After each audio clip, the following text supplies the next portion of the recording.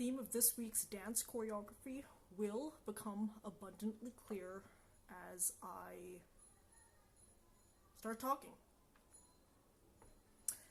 I mentioned before that I'm spending my pandemic doing many tasks that I've often just completely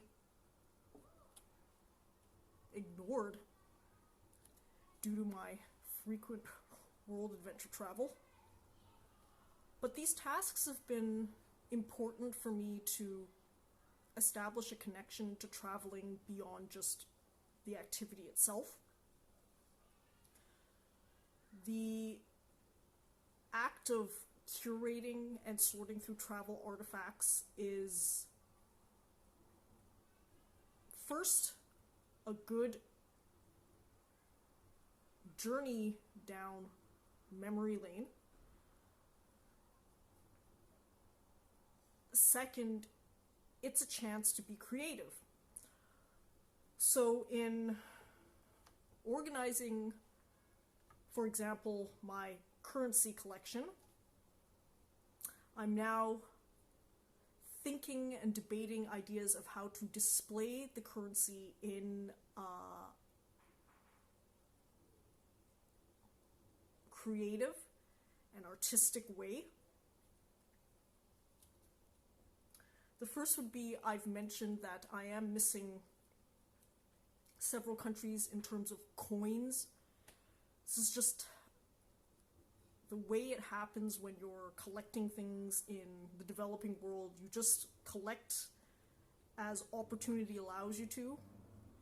I think collecting is a priority, but a lesser priority for me. The first priority is always having fun. That takes up the bulk of my energy and time. But collecting is something I do to have some structure. When you're an adventure traveler, structure is very hard to come by unless you create it yourself. And even then, my structure has to work its way around the most important activities of the day. For example, if I'm dedicated to yoga every day, I'll probably have to do it differently depending on the actual environment and the time schedule. When I was bush camping through 13 countries in Africa, that was exactly the case. Many people complimented that I was extremely disciplined, and yes, I was, but even discipline looks very different in that environment than at home. For example, at home you can schedule everything. I'm going to do this sort of yoga pattern at this time. In Africa, it's just you will do it whenever you have time and on whatever surface is available. So I actually performed yoga without a mat on many different surfaces: wood, concrete, grass, whatever was available. In reviewing my currency collection, I was missing a few noteworthy pieces of coin currency, one of them being from my 100th country of Egypt.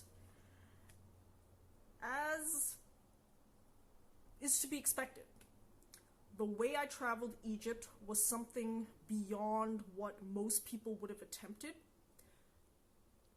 I landed in one of Egypt's ports on the tail end of the Suez Canal, middle of the Suez Canal, at Safaga port.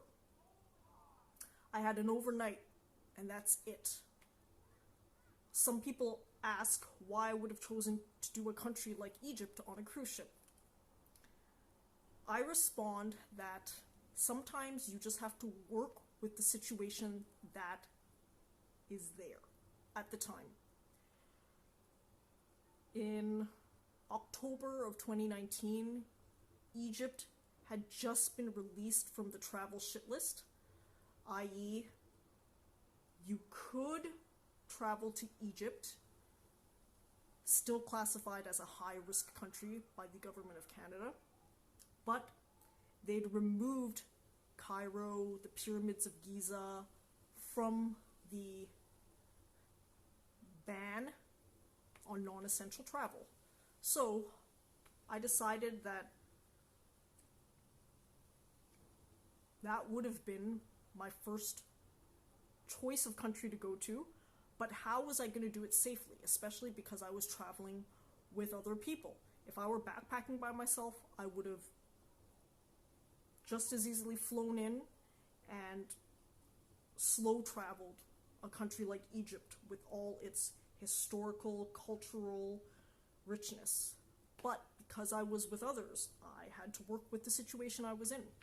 A cruise ship was the best way to go, but the only cruise ships that were going at the time were conspicuously avoiding the port of Said, which is the closest seaport to Cairo and the pyramids of Giza. In fact, most of the time in Egypt, I spent in a land vehicle traveling to and fro. But I still managed all of the major highlights of Egypt within an overnight. That's what I was hoping for and what I accomplished.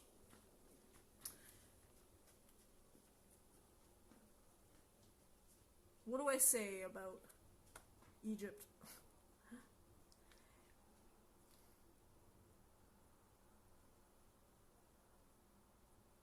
The country's very complicated.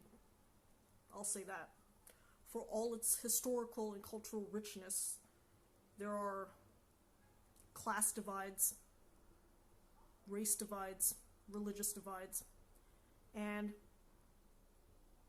they become abundantly clear when you speak to people at length. Maybe if you just have a quick passing conversation with them, they want your tourist dollars, so they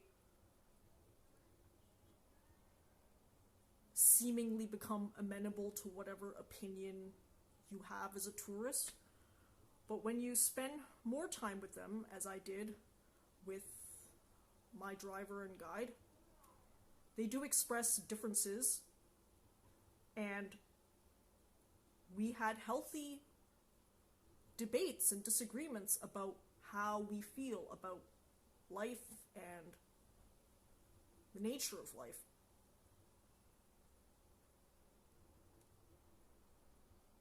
One major disagreement was treatment of elders. I have a very different point of view about at least how I deal with the elders in my life.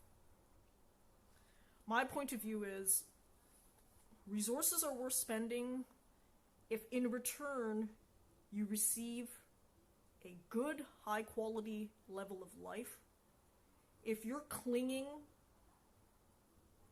and you're suffering and you're wasting resources in the meantime, especially in the form of other people's money, I think that's highly selfish, especially if you've lived a good life. So many people know about me that for the people close to me, I've told them, if something happens to me where I become terminal, regardless of my age, whether it's now or later, just leave me to my own devices. I've lived a good life. I'm not the type of person who needs to cling to life for the sake of clinging to life. I think that life is only worth living if you have a high quality of life. Now, you can call me a perfectionist, you can call me whatever you want, but that's my point of view. I don't settle. I'm not a low expectations piece of shit. I don't think that just living is good enough. I don't think being connected to tubes is good enough. Especially if I've lived the highest highs, I don't feel comfortable just being here. I don't think just being here is good enough. And I've always felt that way. And that's why I have the point of view that I have about having children, which is you shouldn't do it. Because you can't guarantee anything, especially in this type of suffering world we live in. The reason why you can't guarantee them anything is because that's the nature of this life, and that's the nature of us as biological beings. Research into what we are. Instead of me telling you, you can have a world-famous, evolutionary biologists like Bret Weinstein tell you exactly what the research and science say. You can debate it, and in many ways, I've charted my own course despite knowing what the biological reality is. But at the end of the day, I still think for me, there's a certain quality that I'd like, and if it's not there, I don't think it's worth it.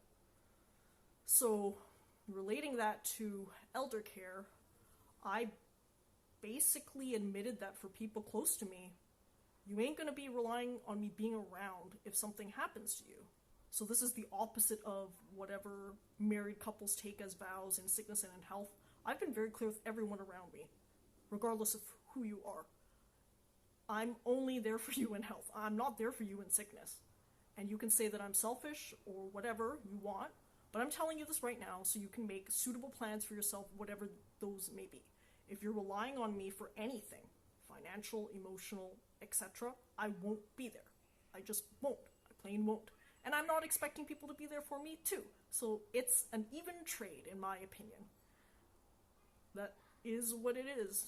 And maybe it's a hard type of conversation to have with people around you, but I've had them. And the tour guide thought about what I was saying. He then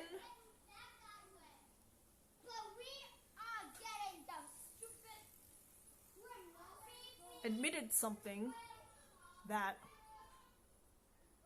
maybe he thought was controversial, which is, I disagree with you in some sense, but what you're saying is actually quite logical, and I respect that you have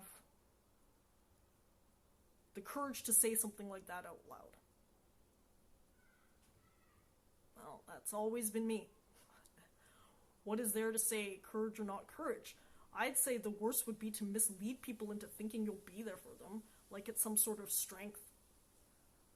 I think it's better to admit where you lack, and what I lack is support for others who are struggling.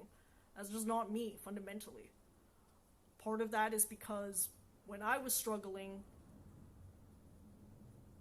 with a back injury and through chronic back pain since I was a child, I was heavily abandoned by people who quote-unquote should have been there for me. So, tough shit for you.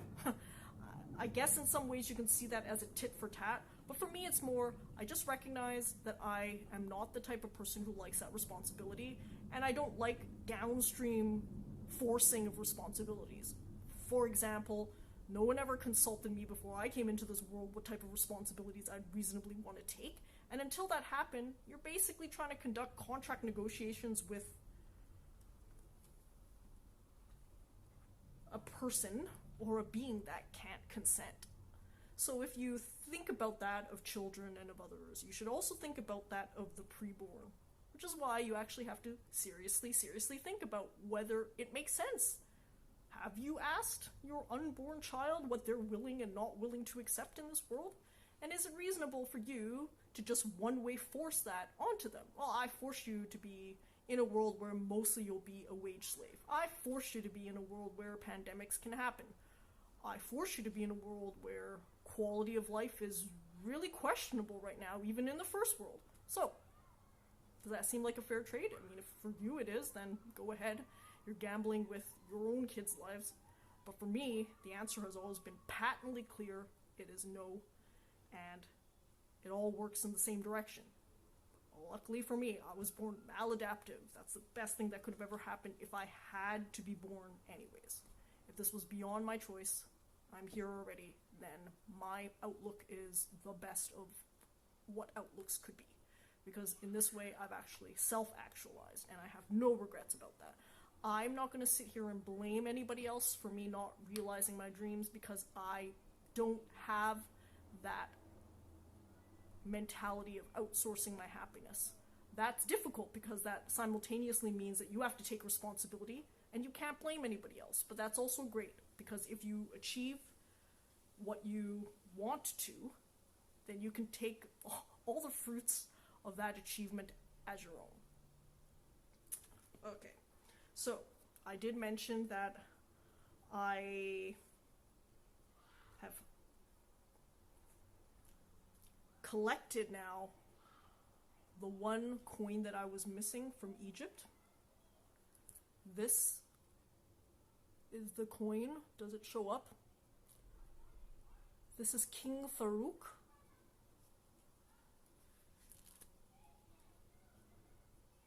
A 10 milime coin.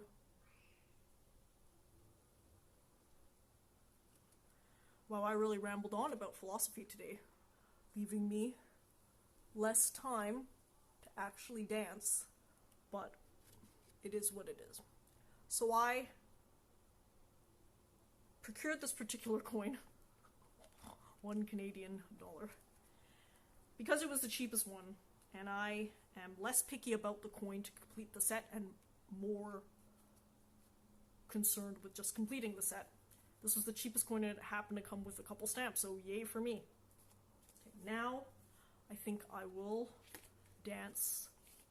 Yes.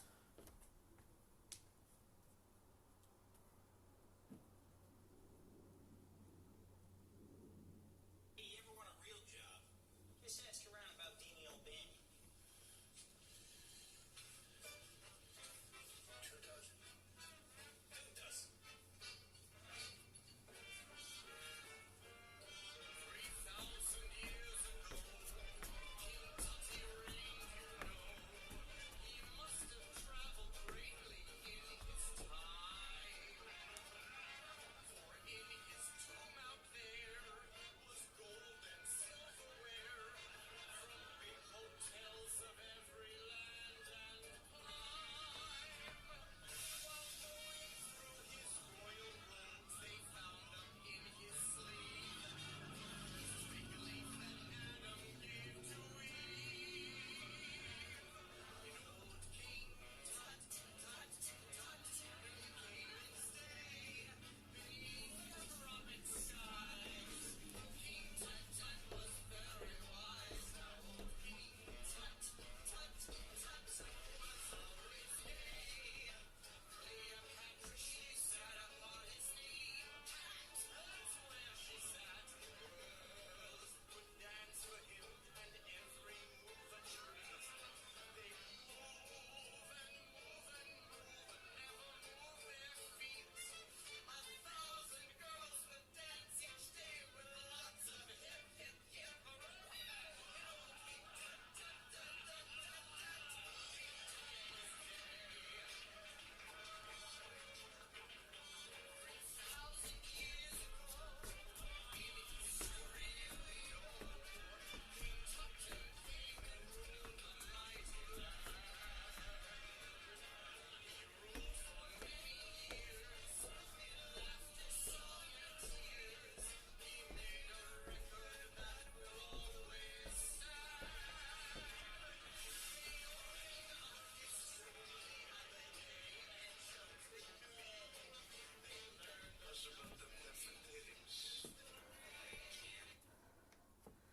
So yes, this is my second pop choreography in a row that involves tutting as the major dance style and influence.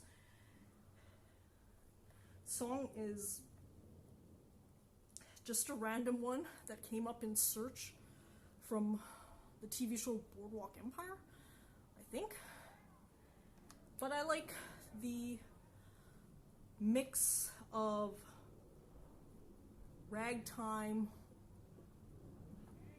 show tunes vibe with tutting, or at least I chose to mix it with tutting. If you watch the original dance, they also had their tutting influences, but a lot less, because I guess you can say that the Egyptian arms are technically the basis of tutting, but tutting as a dance style has evolved so far beyond just that pose. In fact, most people who tut use their arms in much more creative and inventive ways. I lack the speed of these professional dancers. I've also mentioned before that this is to be expected because I am an amateur. To be honest, I'm even happy that I can choreograph anything for fun because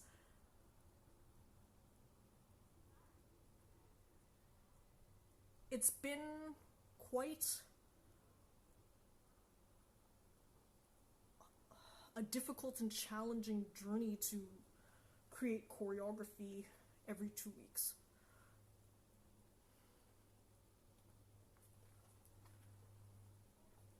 This could be just the growing pains of improving as a dancer. When I was quarantining back in March, I danced every day, and I still dance every day. But I started with freestyle, which is what I still think across all these months yields the best results, quote unquote, because I'm just free.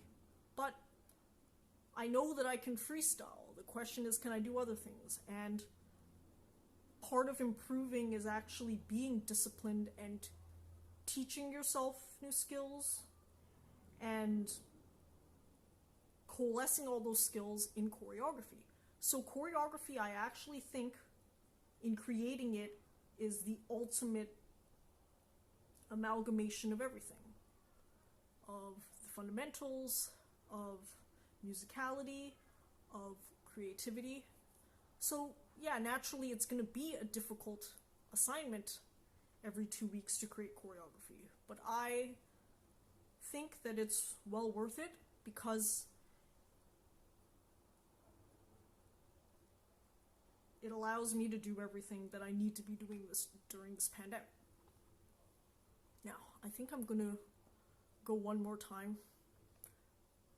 Might I even have time to fit in a third? Maybe. We'll see.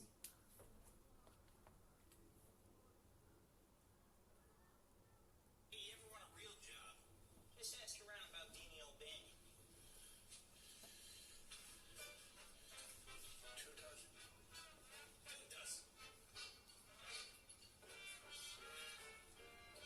3,000 years ago, King Tutty reigned, you know. He must have traveled greatly in his time. For in his tomb out there was gold and silverware from big hotels of every land and clime.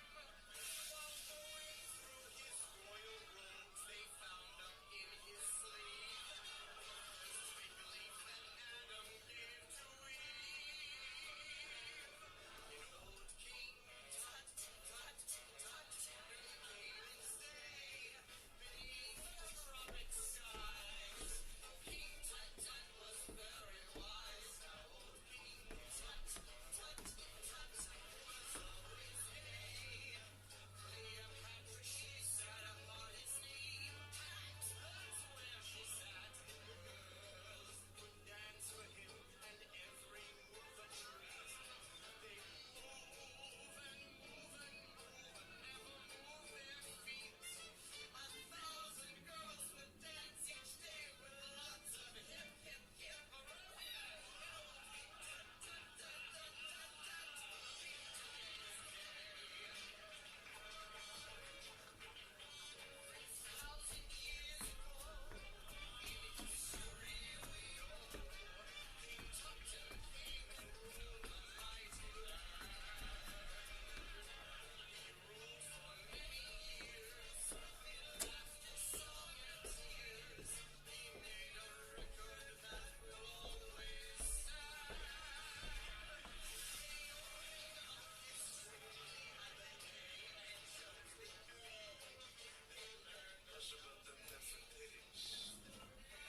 One more. One more time. Hey, you ever want a real job? Just ask around about Daniel Benny. 2 dozen. 2 dozen. 3,000 years ago, King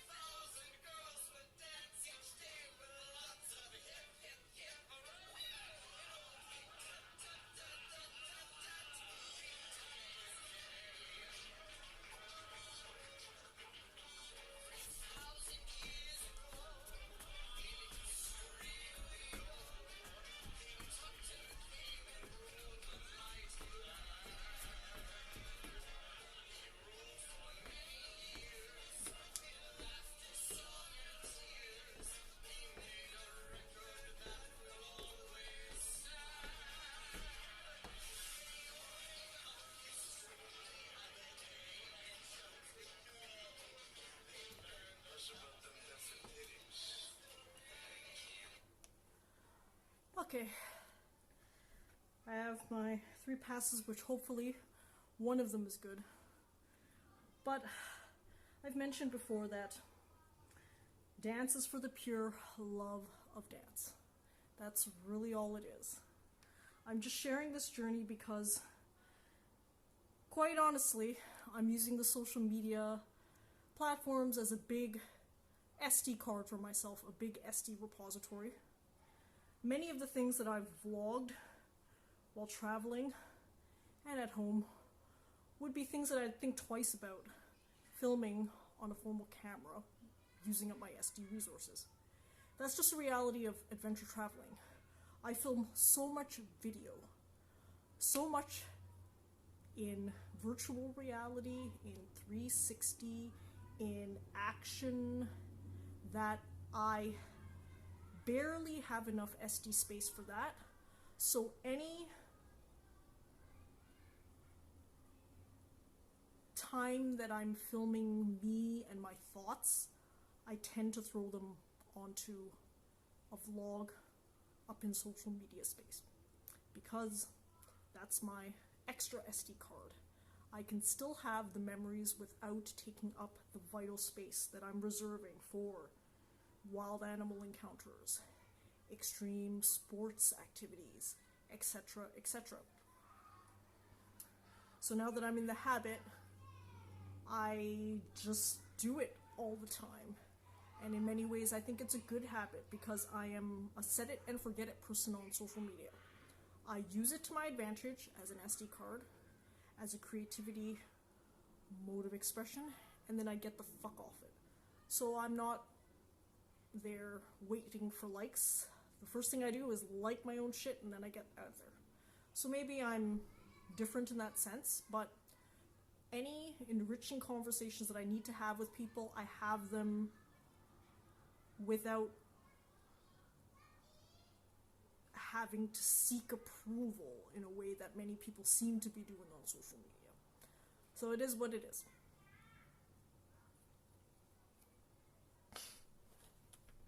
I'm happy for another productive dance week, and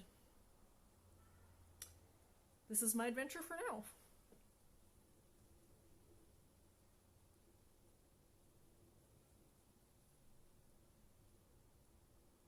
This is perfect weather, by the way.